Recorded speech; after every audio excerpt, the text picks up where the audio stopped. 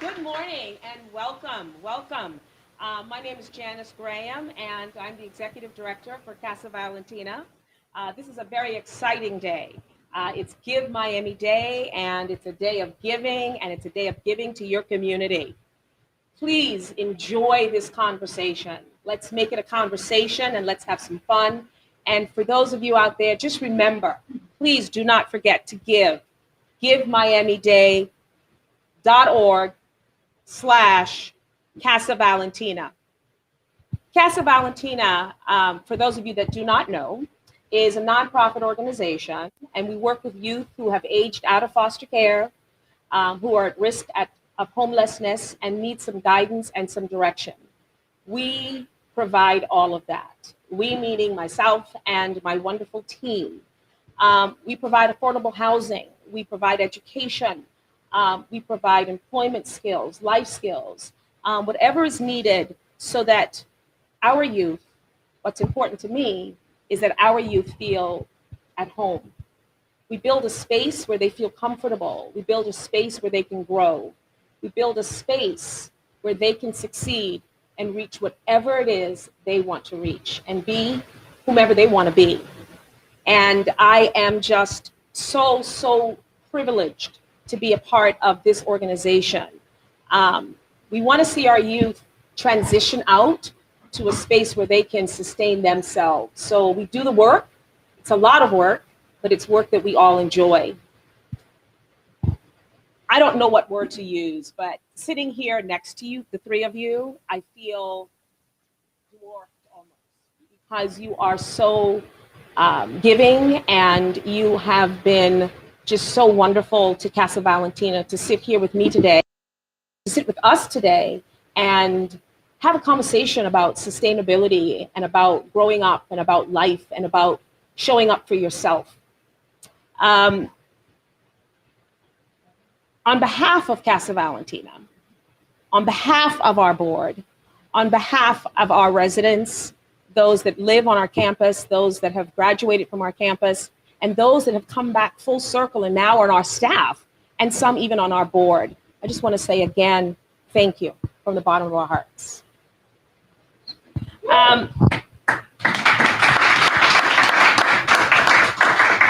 Let's start today by, I guess, finding out who you all are.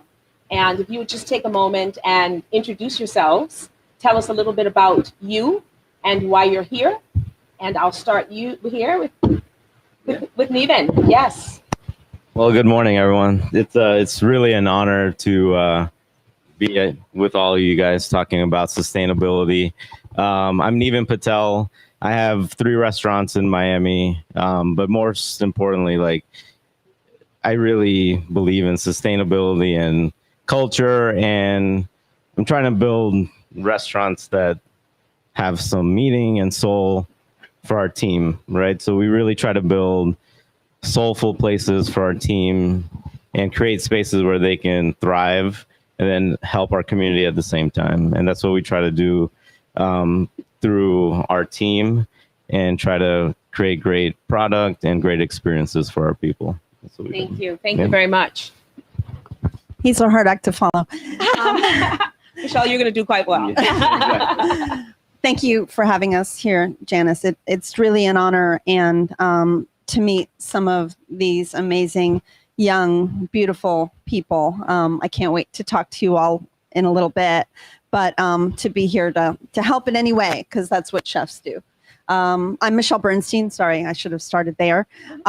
Chef Michelle Bernstein. We have a few places here in Miami, bars, restaurants, catering companies, and I do a lot of social stuff as well. And what we're trying to do is just build within our community. It's all about our community and growth, and the growth of not only people, but also advancements, and just always reaching out a hand. And I've always been one to believe that as a chef, we are responsible for not only the people around us, the food in front of us, but the community that we're feeding and beyond. We have a voice, and we need to use it. And so we have to use them wisely, our voices, and just remember that there are so many people out there that need us, need our food, but more than anything, need our approach, what we're trying to get out, which is generosity, which is socialization, which is, sustainability. There are just so many things that happen around a dinner table. And I could go on and on, but I'm going to stop talking. No, not at all. Not at all. Thank you so much for that. Chef Tristen. Good morning. My name is Tristen Epps. We're actually at the restaurant that I work at. This is Red Rooster. I'm here completely underqualified sitting with these two. Absolutely honored to be sitting next to Niven and Michelle. So here at Red Rooster, on behalf of also Chef Marcus Samuelsson, who I work for, we really derive this restaurant from community. Here being in what was an underserved community for almost 30, 40 years, we kind of put this restaurant in motion to bring back the heyday of this community that was at one point a thriving space here in Miami. And, as guests here in this neighborhood, we use the community a lot as one inspiration, two, basically a workforce, and three, the kind of the driving factor of what we really look forward to, right? So to us, like, restaurants are to restore, right? They kind of go hand in hand, and with that, we use our restaurant as a platform to try to make, as big as impact as we can on people's lives, both culturally, as Michelle and Niven said, and as well as, gastronomically, right? And I think I learned a lot of my life skills and a lot of my personality through culture and food and the communities that fed me. So we're trying to do the same thing. Thank you. Thank you so much, Chef Tristen. I'm going to use some of your words that you, when you introduced yourselves, to ask some questions. But let me just start with Chef Niven. You have been your own farm, or you have your own farm, I should say. I need to pause for just a second because someone's saying it's that time. It's 10:40. Please, everyone. Please, this is the time to donate because this is a special hour. If you donate now, if we get about 10 donations, or at least 10 donations, we get into a pot where we can win, I guess, into a pool, and they have a drawing later on, and we can win an extra $1,000. So please, please go to givemiamiday.org/Casa Valentina, and please donate. All right. I was asking you a question about your farm and sustainability. What does that mean to you? For me, like having the farm, it's like seeing a seed go from microscopic to something like these sunflowers are from my farm, and just seeing it grow and flourish, and like all those steps that it takes from like the beautiful soil that we've built to the seed to the growth, right? It's pretty much how our circle of life of everyone, right? And seeing that happen, it really brings a lot of joy to my life, and I try to spread that through these plants right here. That's why everywhere I go, I always bring something to kind of bring a little joy of that. Where You're invited for dinner tonight if you'd like to. Those are beautiful. I didn't realize. Your farm, they're gorgeous. Yeah. Thank you. You know, that's what brings joy to my life, and I try to spread it through these kind of plants. And like for me,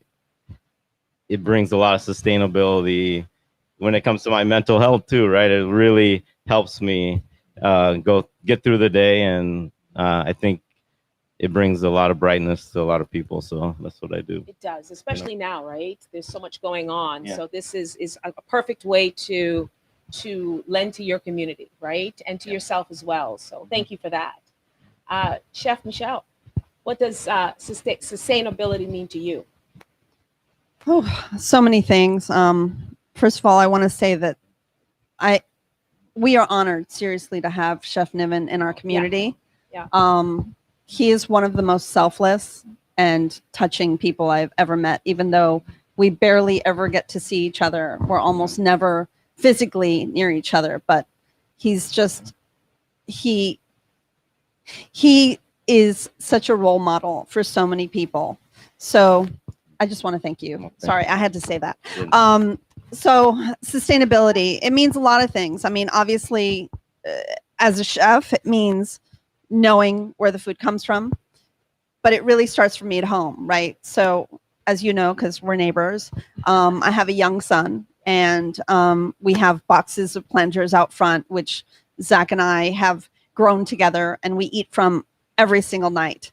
So teaching him sustainability, then moving on to the restaurants and making sure that it is part of every conversation, not only sustainability of our food, but of absolutely everything, understanding where things come from, why they are, what controls them, and how it can affect the environment, how it can affect our people, everything from, you know, even our fashion, our clothes, just all of it. It is such a large conversation to have with younger people, and it's a conversation that we try to have quite often with people from all over. You know, I happen to be a Latin Jewish woman, and so there's a lot of different types of conversations we can have culturally about sustainability within our own groups, and then obviously beyond.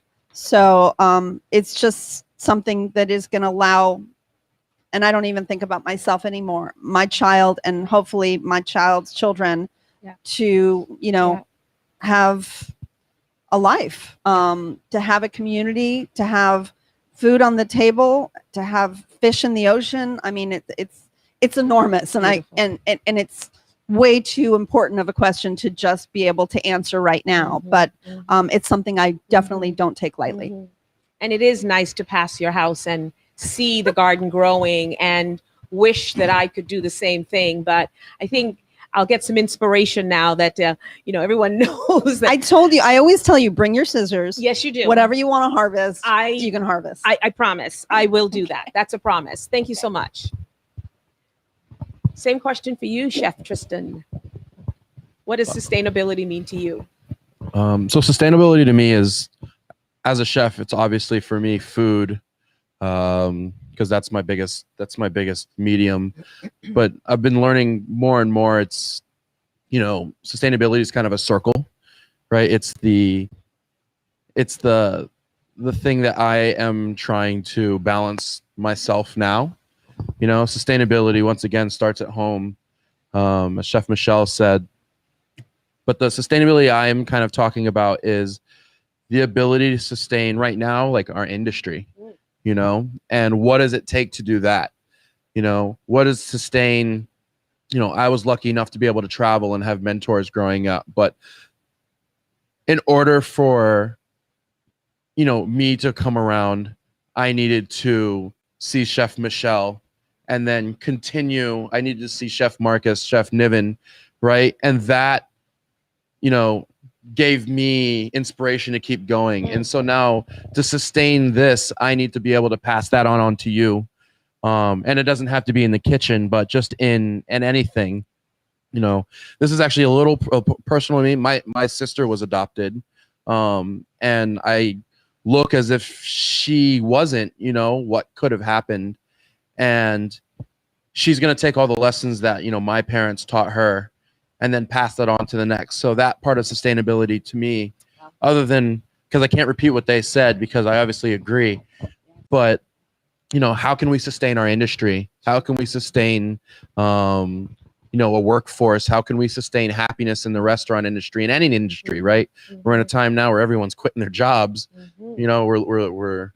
So that's kind of been my goal, and that's been kind of my focus, a little beyond the kitchen. And if I can add to that, and that was beautiful. Did you know my son is also adopted? I don't know if you knew that. Anyway, you can probably tell he has blue eyes and freckles. So anyway, well, there you go. Maybe they're related. So what I loved about you, what you said is our industry and sustainability, right? And I don't want to talk for too long. I know we have a lot to get through. Yeah. But I'm building something in Atlanta right now, a business, and I have decided instead of looking for cooks and chefs, I'm actually just looking for anyone that needs work, and I'm going to go and teach them how to just cook, to give them a livelihood, to give them something to look forward to give them a future career. And I feel like that's what we're all doing right now. And, not post, but after the hard part of the pandemic has, hopefully the hardest part has already passed, this is what we're all needing to do because a lot of people have left our industry.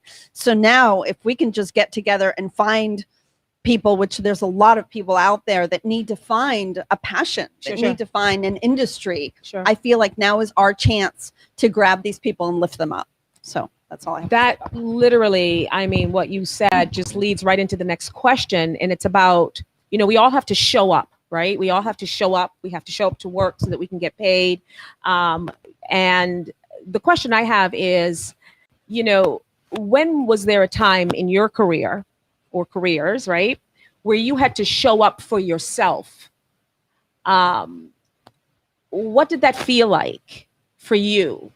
And when you look back on that experience, what did you learn from that? And what would you share with our audience and with our young people about showing up for yourself? Go ahead. I'll start. Go ahead. This industry, I mean, in the end, life is hard. It really is. Very few are lucky enough to be handed everything that they want. And you learn eventually that you have to just get up out of bed, get yourself dressed, and go get your goals done for the day. And sometimes it's harder to do, right? You know, you have bills, you have, you know, your dog died, your girlfriend left you, all of that, you know, but you have to do it for yourself. You know, there was times in, you know, my career where I literally, I got up after closing a restaurant, going back to open, or going to school. You know, like I had a full-time job in college as well. And I just had to get up and just go through it. And if it wasn't for that hard work, I wouldn't, you know, be able to sit up here these days. You know, I wouldn't be able to have any credibility to say, like, get up and do it, because it's never going to be easy. But the reward in the future is always so much better. And, you know, me as like a semi-young guy, I try to I try to you know, really push that forward to people that are younger than me and my cooks, that yes, it's going to be difficult, and yes, it's going to be hard, and you're going to be faced with challenges, but real character is how you face those challenges rather than how you buckle to them. So there really are going to be those days you just don't want to get up, you don't feel great, you don't, you know, you just don't want to. Maybe you're a little hungover, you know, but just get up and do what you have to do that day. And then the next day, do it all over again. And it becomes easier, and it becomes the expectation of yourself and what you push for other people.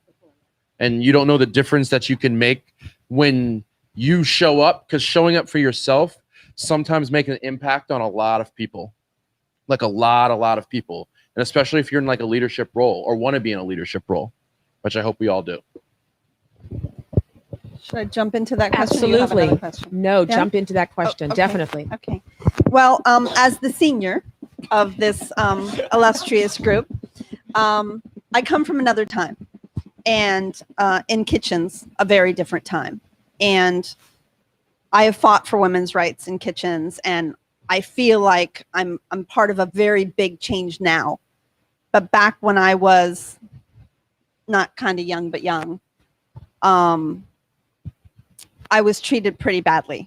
And I was told by, I can't even count on two hands how many people told me that I could never be a chef, that I would never be a chef, that I was too feminine, that I was too delicate, that I was too small.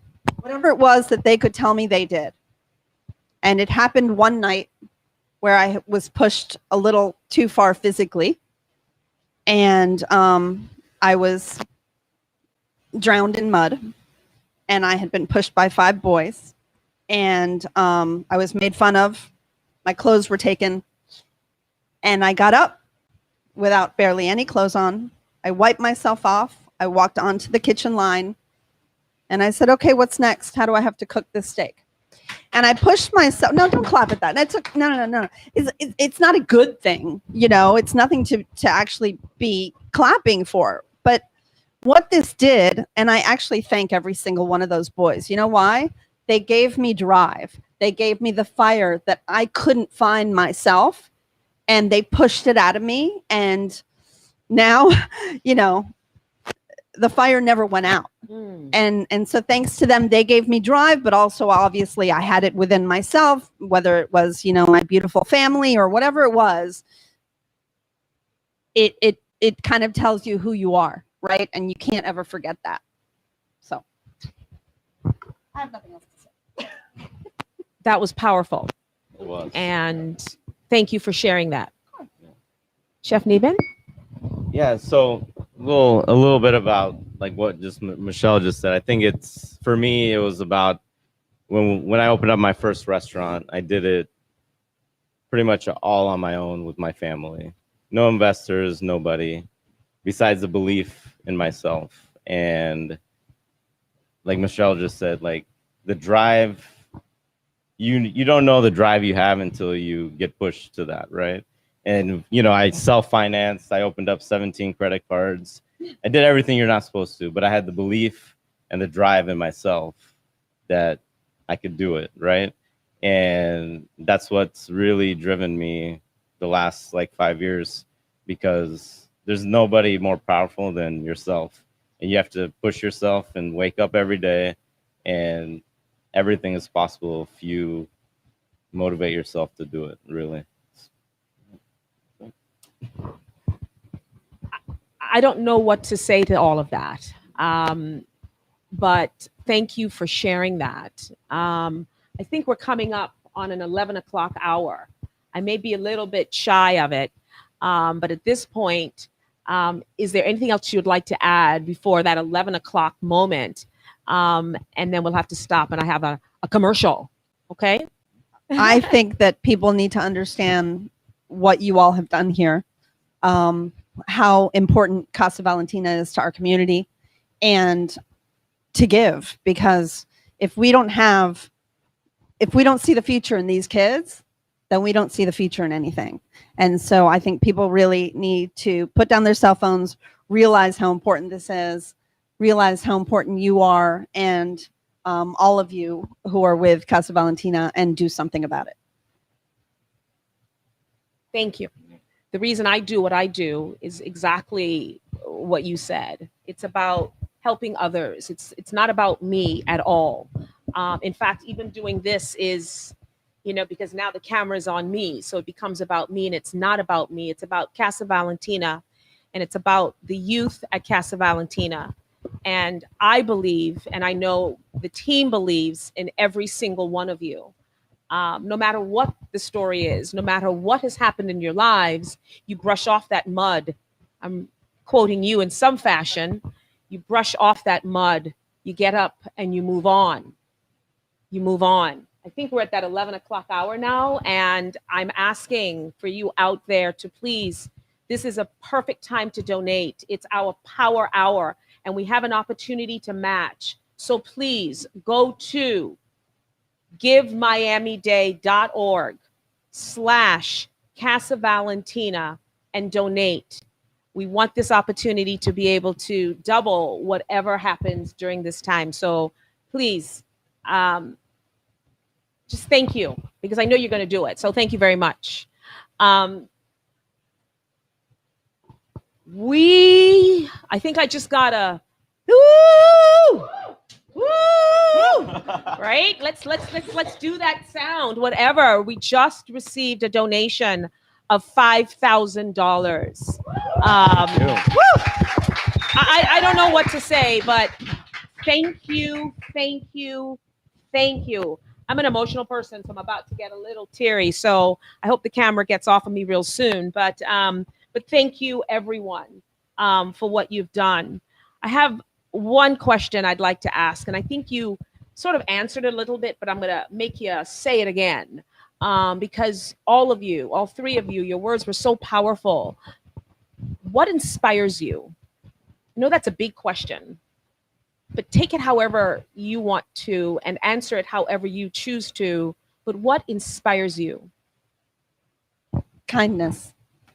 Just acts of kindness. The simplest things. My son went up to a woman 2 days ago and saw that she had dropped something, and he picked it up. And I thought to myself, I done good. I did good here. And those little acts of kindness, I think, can turn into much bigger acts later on. Wow. Well said. What about you, Chef Niven? Wow. It's a hard one. Like, for me, I have two new year-and-a-half-old daughters, so they've become a huge force in my life on a daily basis. Wow. And seeing them grow up and trying to create a great environment for them every day kind of inspires me every single day. And then also, I work with amazing people. I'm very, very fortunate. At my home, at all the restaurants, I'm surrounded by amazing people. So they inspire me every day to get up and keep pushing every single day. Wow. Yeah. Wow. It's amazing. Chef Tristen. For me, it's honestly, it's what we talked about earlier. It's like the sustainability and passion. I'm really, if you've ever talked to someone who really loves what they do, even if you have absolutely no nothing in common with that, right? Like I've literally been enthralled in a conversation with a trash guy before because he was just so happy to do a great job. And there I was, like, finding myself interested in trash and saying, like, can I do a round with you? Like, because he was just so passionate Did about he let that. you? He did. I got He to go did. him up. Oh, wow. It was like honestly 2 weeks ago. But yeah, just really, it's just like passion, right? Find something you love to do and get up and stick with it and go for it.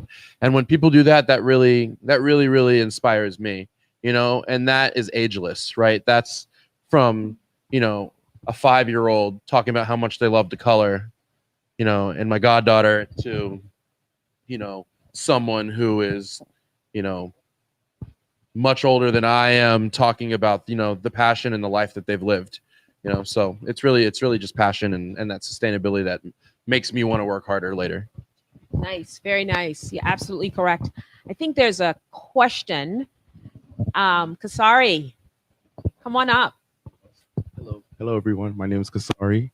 So I have a quick question for all three of you. What made you want to become a chef, and like what drives you to become a chef? That's a nice question. What inspired you to become a chef? Thank you, Kasari, for that great question. Oh, by the way, what inspired you to do the work that you're doing? I'll go quick. I've been surrounded by food my whole life. In the Indian culture, it's like everything revolves around the kitchen. So, you know, I really love cooking from a young age.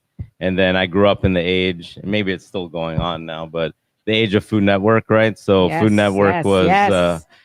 in full throttle in Yes. the early 2000s, right? And I really fell in love with it. And like both chefs said, like I found that passion that I just love to cook.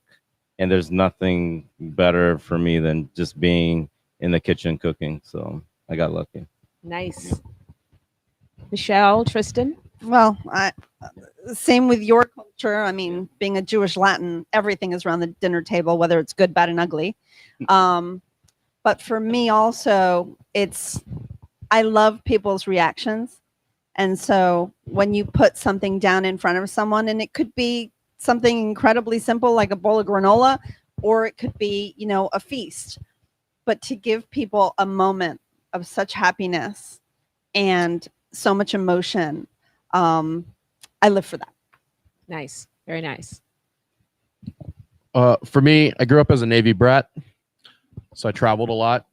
I also I'm Trinidadian, so for me it was all culture. You know, I thought it was amazing that I can live in one country, another country, and the food was completely different. But in the end, we all had to eat, and it was the thing that connected us the most. Sure. You know, sitting around a table, and whatever your your family dynamic is, you know, even if you were sitting across from one other person or a stranger, you were connected by that food that you were eating. It didn't always have to be, you know, I'm very real about it. It wasn't always mom and dad, you know.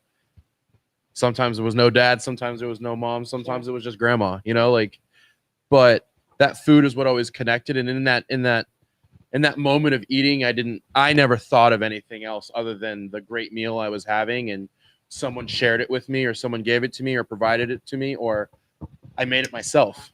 And that was always amazing to me. So it was a big culture thing for me. And that was big for me. It just brings me back to my Bahamian roots, right? And growing up with peas and rice and macaroni and cheese and macaroni pie. Excuse me, absolutely, because I'm actually part Trinidadian as well. So there's definitely a connection, but it does make you feel good. It's comfort, right? It's comfortable.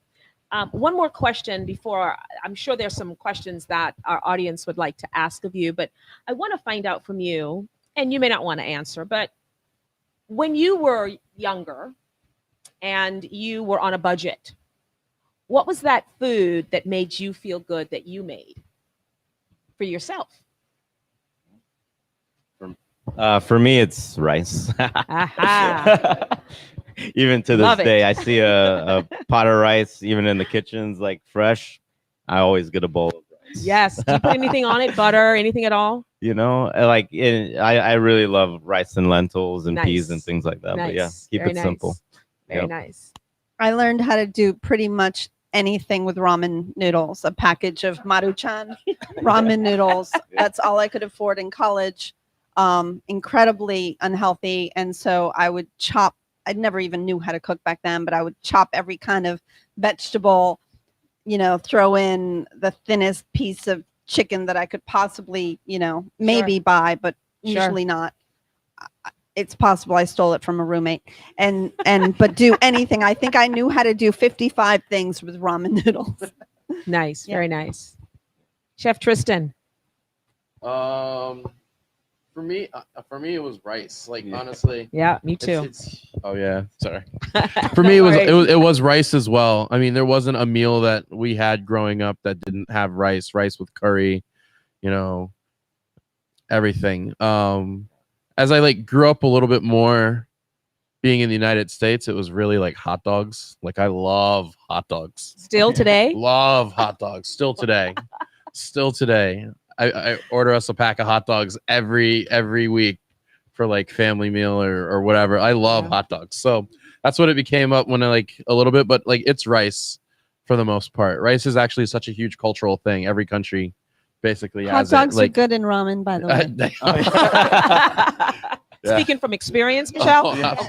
Kosher. Oh, Oh, but yeah. okay. yeah. But yeah, for me it was rice and then hot dogs. So Very nice. Very nice. I think it's time for me to look out into the audience and see what kinds of questions we have out there. So I think Melanie has a question. Hi, everyone. I have many questions because I'm a very inquisitive person, but I'll just start with the quirky ones first. What is 2 flavors that by themselves don't sound good together, but together, like once you put them together, they create magic? Ooh, I like that question.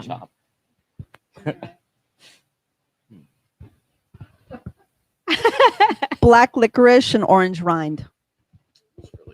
Ooh.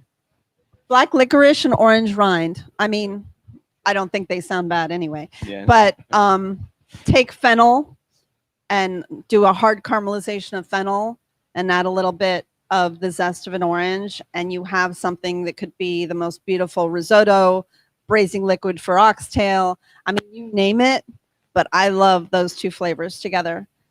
A lot of people hate them, but once they're eaten together in the right way, they make magic. Must try that. Anyone else? I can't think of a that sound good to me. I know, right?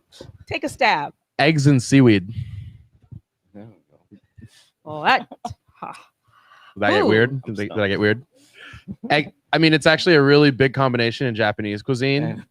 But like, if you take crumbled nori on rice with like an egg and beat that up, it is really good. Raw egg. It could be a raw egg yolk, or you could put like a scrambled egg, or you can do like a sunny side up egg. An egg poached in dashi An broth. egg poached in dashi broth, which is like a seaweed broth. It's really, really good. Now we're hungry. Yeah, it's really good. I like it a lot. I got nothing. Come on, You have all to the have something. spices, all those amazing Like spices good that you were. combinations. Like, bad combos are hard. Throw one out there. Pork liver and jasmine is another one that's really good. Pork liver and jasmine. Yeah, How do you prepare that? it's just like it's like a jasmine tea and like. Ah. I actually like researched it, but like chemically, they have 2 of the same kind of chemical compounds that are very similar. That's kind of my thing. Chicken fat and chicken liver. Chicken. Mm. Melanie, does that answer your question? Yeah. Perfect. Sure, absolutely. I have another quirky question. They'll come back. What is an unexpected life lesson that you learned from cooking? that you apply to your normal personal life now? That is a great question. So I'm going to jump right in because I got something real fast in my head. If you don't respect the food will not be nice to you. Yeah. And I feel that way with life. If you don't respect life and everyone in it and everything in it, it will come back at you. I have pretty much this. It's very similar, right? I really believe in energy and good energy, and it's the same thing with cooking and food. Like, if you have good vibes around you and you're in a happy place cooking, you're gonna create great food, right? And that's like even in our restaurants, like with our cooks and stuff, we try to make sure it's a little lighter than usual now, and just like keep it chill, and it produces better results. Yeah. For me, it's standard. I hold myself to a standard, and I keep that standard from the kitchen to my house, right? So if you meet someone and they're kind of a slob at home, they're most likely a slob in the kitchen, and vice versa. You know, if I tell you I'm going to be on time for something, like if you're on time for work, then you're on time for hopefully everything. So for me, it's just like my standard. I don't want to put anything up that I wouldn't eat myself, and I sadly cook that way at home. I probably throw away too many things because like I overcook. No, I don't do that. I really don't do that. I probably just eat it. But it's really just standard. I don't think there's like a light switch for when you want to be great and don't want to be great, right? It's like you turn it on and you keep it on. Wow. Work, home, everywhere. Wow. I've learned a lot listening to the three of you in the last 45 minutes or so. We have about 15 minutes left, and I know there's some questions still in the audience, and I know you want to ask them, but I just want to speak to the outside folks right now that are tuned in to this wonderful conversation with these very wonderful chefs that have really given us just a lot of energy and a lot of good ideas and a lot of good messages. And I just want to say thank you for that, first of all. We have 15 minutes left, and I think we're at $50,000. And I just want to say thank you for that. And in the next 15 minutes, if we could just keep it going. Let's go for another 5,000 in the next 15 minutes. And if we can do that, I think everyone here will be quite happy and know that you have showed up for our youth. So let's do this. 15 minutes left. I do have one question that I'm going to interject, and that is, you mentioned hot dogs and you mentioned rice, right? And you mentioned this is what you did when you were on a budget. Let me ask you now, what is your favorite thing to cook? I heard in the audience there, right? So what is your favorite thing to cook now? Whether it's for family or friends? I mean, my happy place is to go back to where I grew up, right? So being Argentine, for us to have a parrillada, asado, big barbecue. And so it used to be where it had to be, you know, the most perfect chorizos and morcilla, which is blood sausage, and the sweetbreads and the steaks and all that. But now it's turned into other things, you know, depending on our lifestyle, Sure. wanting to, you know, as you get older, you want to eat healthier. So it's really Sure. anything on a grill. Yeah. Whether it's something we harvest, you know, like a good kale, grilled kale, turn it into a salad, or my son will grab it, you know, one of our beautiful white eggplant and throw that on the grill, or still the chorizos and the morcilla and the steaks. That's always delicious. And so whatever it is that we can get, it means that we're together. I'll even put a s'more on the grill if it keeps my son outside long enough. Sure. Which, by the way, is a really terrible way to eat a s'more. But it's a wonderful thing because it always brings us together and it keeps us together longer. Sure. And so I'll do anything to make that happen. Nice. I'm going to invite myself, okay? I've always told you you're always Yes, invited. ma'am. I'm getting scolded again. Yes, Yeah. ma'am. Yes, ma'am. Thank you. Yeah, for me, I love making pasta.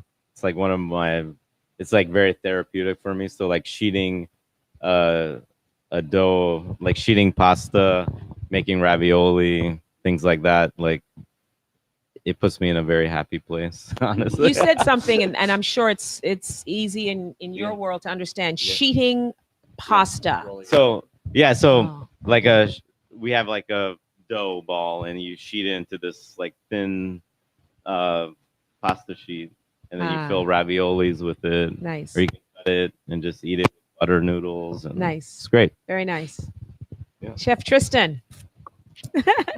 I'm just gonna come back to this hot dog thing. The only difference is I don't buy them anymore. I just make them now. Oh. You know, so You make your hot dogs? at home I do. Wow. Yeah, at home I do. Like it's like Wow. I kind of went through this like phase of everything in my fridge. I wanted to see if I could make it myself. So like I just like no, not ketchup. I don't like ketchup. But like mayonnaise, mustard, Worcestershire sauce, soy sauce. Like I kind of went through that phase. So that's kind of what kind of brings me. Like I like making new things now, like things that we take advantage of that we can just kind of grab from shelves. And I wanted to kind of experience that because once again, all those things came from different cultures, right? Like if anyone knows, ketchup was first made from like mushrooms, right? And as it progressed into the new world, it became tomatoes, right? So it's like I like going back and forth and seeing history so I can understand kind of the future in food. So that's kind of my happy place with those hot dogs, though.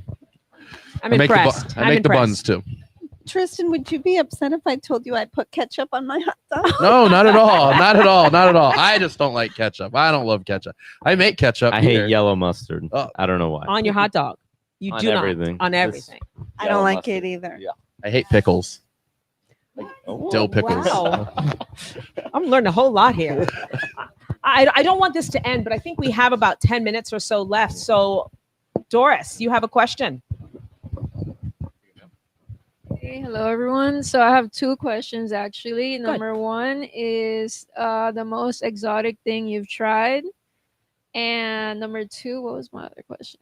Oh yeah, if you weren't a chef, what do you think you would be doing right now? Good questions.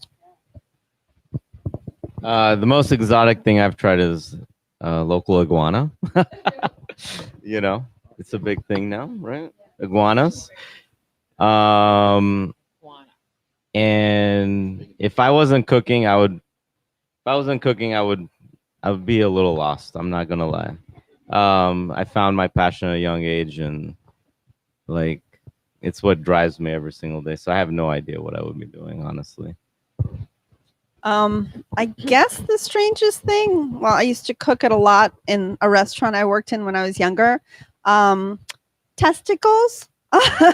Okay. Lamb testicles. Are those the Rocky Mountain oyster ones? Anyway, the worst was cleaning them, but I'll get over. We won't have to talk about that anymore. I did make them tasty though, and I had to taste them. And then I guess if I wasn't doing this, so I'm actually a former prima ballerina. I danced professionally before I jumped into cooking, and I always thought if this didn't work out for me, which a lot of times it didn't, my dream is always to be a therapist through dance.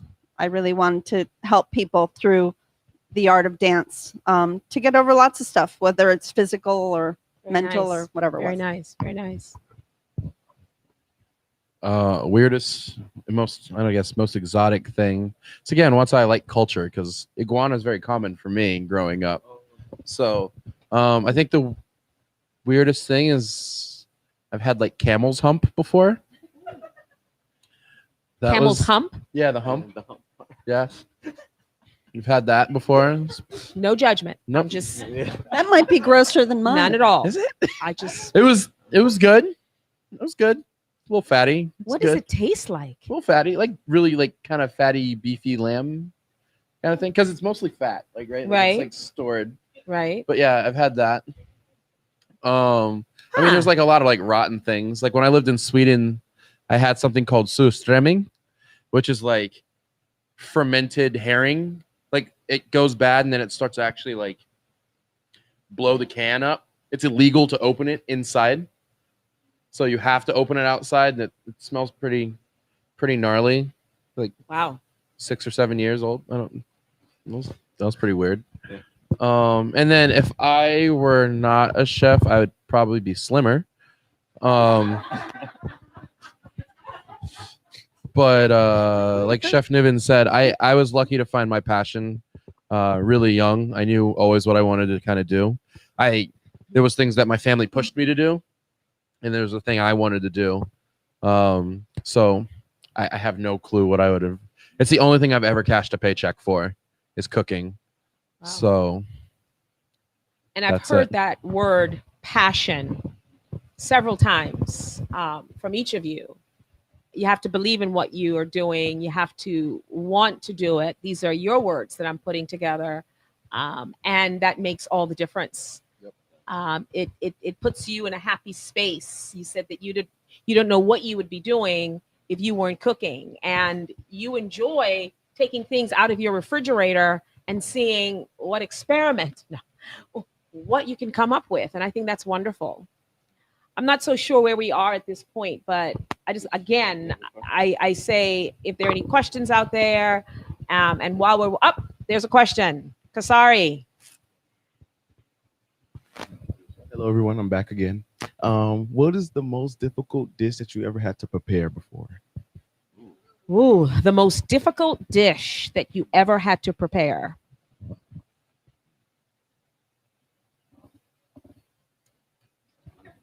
I mean, I know that's like hard. I could say the easy thing that like people are gonna look at me kind of weird about, and then Hot I can dogs. say that hot dogs are hard to make. They are. they are hard to make. Honestly, as much as I eat it and as much as I like it, like a perfect pot of rice is kind of difficult to make without a rice maker. And I mean, like I grew up with a rice maker, you know, like you throw it in, but like in just a pot on a stove, it poses a challenge. I mean, once again, like sometimes I've eaten a lot of crunchy rice. I've eaten a lot of mushy rice. So what's the ratio that makes it perfect? Water to rice. I mean, there's the grandma's finger test. Yes. You know, there's yes. in Japan it was different, and Colorado it was different. Like, I mean, I don't know if you had to make rice when you were in Aspen, but it's not easy. But like there was one dish that I worked at for a chef, and it was a lamb shoulder or a lamb saddle, which is like the sirloin, like it's back here. They call it the saddle because where you would sit, and you'd have to debone it, stuff it, roll it, and cook it perfectly, but it always came undone, or I like always undercooked it. It was a hard dish to cook. But before we move to Michelle and Niven, there's someone in the social media world that has a question to you, and that is, how do you make mayonnaise? Yeah, I want to know. Oh. It's for you. Special delivery. Sure. Mayonnaise is quite. I mean, it's a good thing to make. Honestly, if you learn it, you know a lot. It's made from egg yolks. You start off with some egg yolks. You can add a little mustard if you'd like, not yellow. If you'd like, and then what you do is I add a little bit of vinegar or a little bit of water, and you just slowly stream in some oil and season it with salt. That's at its simplest, and you'll see it get thicker and thicker and thicker as you do it slowly. Blender, food processor, or by? I mean, it just depends on how much time I have. I use a food processor. I think it's just a little easier to get going, but I've done it by hand, and I mean, once you learn how to do mayonnaise, you can make yourself Caesar dressing, and because that's the same technique, just with more adjuncts in there. Yeah. Nice. I hope that answers your question. Do you guys Sure. have to add anything on making mayonnaise? Nope. We have about 4 minutes left, and I would like to ask you to just 30 seconds each, or if you want to go to a minute, that's fine as well. What would you say to our youth today? They're growing up in a very different world than the world that you grew up in. There's so much that they have to face in terms of adversity, etc. What would you say to them in 45 seconds? I'll get it started. I think the biggest thing is nowadays the world is your oyster. Like, find your passion, find what you love to do, and drive to it every single day. And sometimes that's hard to find that passion, right? So expose yourself to new things, explore, and the beauty of the world now is there's so much around, right? In your little community or whatever, there's a lot of opportunities to find your passion and then stick with it and become great at it every single day, and just try to be the best you can every single day, I would say. Yeah. Thank you. Stick with it. Yeah. I would say instead of exploring on a screen, to explore in person, whether it's your own neighborhood, the next community over, or the next country over. This is one life, and it's a beautiful one. Take advantage of it and be humble and understand that you will learn with everyone you meet and everywhere you go, no matter how little or how big the conversation. Always be open to learning. It's a really hard thing. A lot of people think that they know enough about certain things, but you never know enough about anything. And there's room to learn in every situation you ever get into, even if it's a bad one. So just remember that there's always an experience to be had, and you will take it with you forever. Wow. I'm just going to combine what those two said, because I mean, I really believe in that. I grew up in the age of like no cell phones and then all cell phones, but I couldn't agree more than with what Chef Michelle said, is to like expose yourself to everything, comfortable, uncomfortable, put the cell phone down, right? She made me turn my watch around so I couldn't check my watch. Sorry. But I did it without any hesitation, because it's true, right? Put the cell phones down. Anytime you want to ask yourself something, like look it up, find the answer, and don't be afraid to ask yourself why on everything. Like, why is this like this? Why is this like that? Where did this come from? And just expose yourself. You'll understand the world a lot better. I have had a great time. I hope you have as well. And I can't thank you enough. And I want to invite you to our home, Casa Valentina, and maybe we can somehow figure out how each of you can share your passion with us in our kitchen. We would really appreciate that at some point, if that's something that you think you could do. We'd be honored. Thank you. Thank you very much. I think we're almost finished and maybe even past the time. But I don't want this conversation to end. I have a lot of questions, but I know we have to end because we're getting closer to that time, that 11:30 mark. This conversation was excellent. And for those of you out there, if you have not donated yet, please, I know I keep saying it, but please go to givemiamiday.org/Casa Valentina. Put down the cell phones. I'm using some of the language from here, and be a part of your community. I want to say thank you, Chef Niven. Thank you, Chef Michelle. And thank you, Chef Tristen, for this time that you've taken out of your day, because I know it's busy, to spend this time with us. And thank you, Red Rooster and the Red Rooster team, for allowing us to be here. And I want to say thank you to every single one in the audience, all of the youth that are sitting here watching me, all of my board members that are sitting here. Thank you for showing up. Tonight, we got a party.